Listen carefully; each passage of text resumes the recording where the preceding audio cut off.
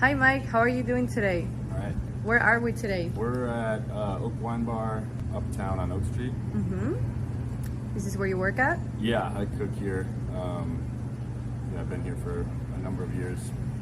Very cool. We're here in Oak Street. This is a really cool part of New Orleans. I invite everyone who's watching this episode to come out here and grab a coffee or grab some food.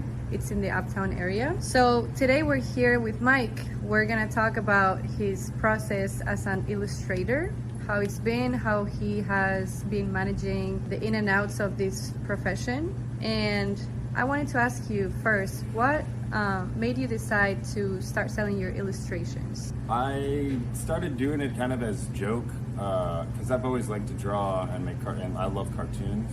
So it was kind of a joke to like my friends would do. One of my friends is a wrestler, so I would draw him as a cartoon doing a certain, and just like give it to him. And he, people would end up being like, oh man, we should make this into a shirt, or we should do this, we should do this. So it's kind of was organic with my friends being like pushing. So, and then once that started, it was like, okay, you know what, maybe I will focus and be more serious about the joke, if that makes sense. Exactly, yeah, it totally does. All right. My second question for you is, we all know that New Orleans is very full of different vibes. How has the city influenced your personal art style? Oh, that's actually interesting to think about. Well, since I'm a cook, most of the time cooking, and since I've been a cook in the city, it's like a lot of late night stuff. So there's a lot of really interesting characters that come out during the after hours of, at the bars and when the sun's gone.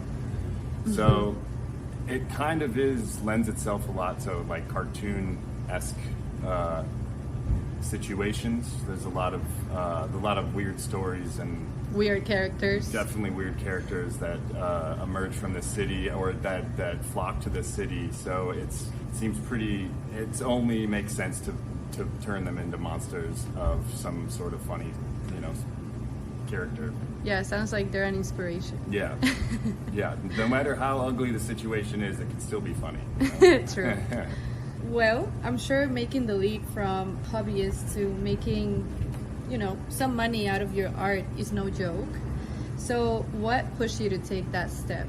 I know you talked about your friends. Yeah, it was a lot of trying to collaborate with the people that I like the people I'm fans of, different restaurants or different people that do, like tattoo artists, anything really, but cooks, tattoo artists, musicians, anybody in strange sports, like anybody that I'm a fan of, I like to try to collaborate with in some sort of way. I want to be a part of their thing, which is kind of pathetic in a way, but it's like if I can add to their thing, it makes it feel less pathetic instead of just being a fanboy. You're also right. Part of their team.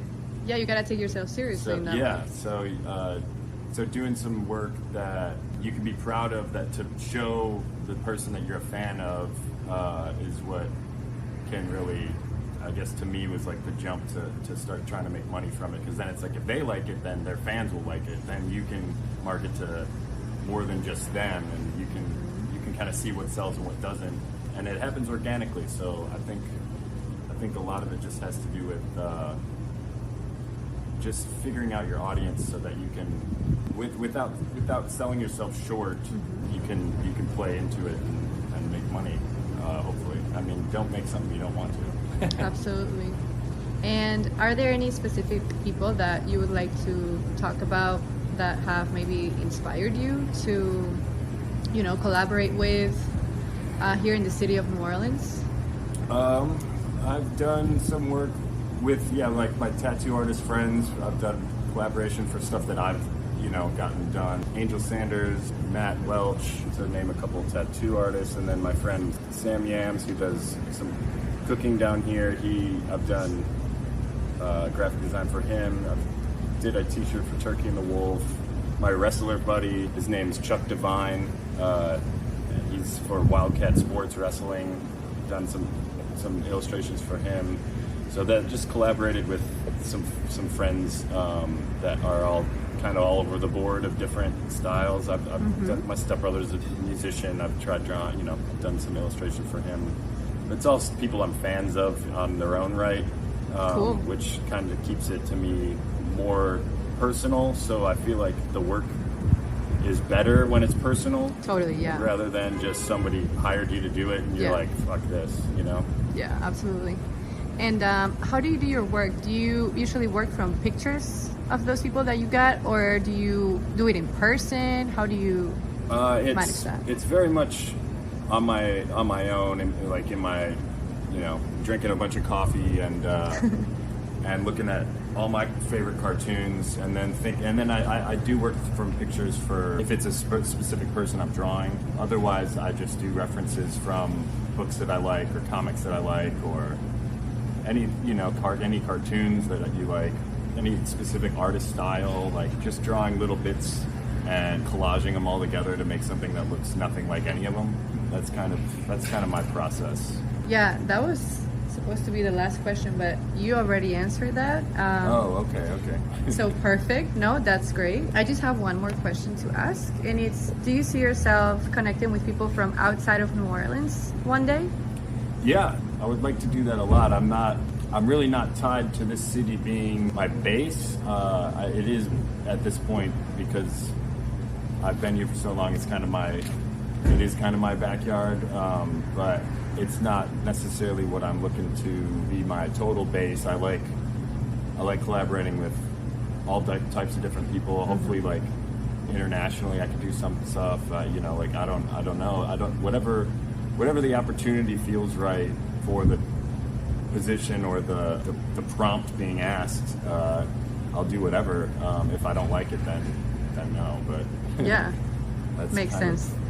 All I can think about with it, you know. Awesome. Well, hopefully this network that we're trying to build will help you in the future connect with those individuals.